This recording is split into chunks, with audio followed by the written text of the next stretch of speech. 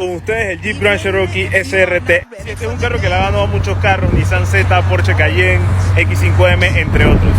De por sí es rápido, pero este está tuneado, así que voy a enseñarle qué es lo que tiene este carro aquí. Debajo tenemos un V8 de 6.4 litros que genera 510 caballos de fuerza y hace 0 a 100 en 4.3 segundos. Antes tenía 475 caballos y hacía el 0 a 100 como en 4.8, así que ha sido un cambio razonable.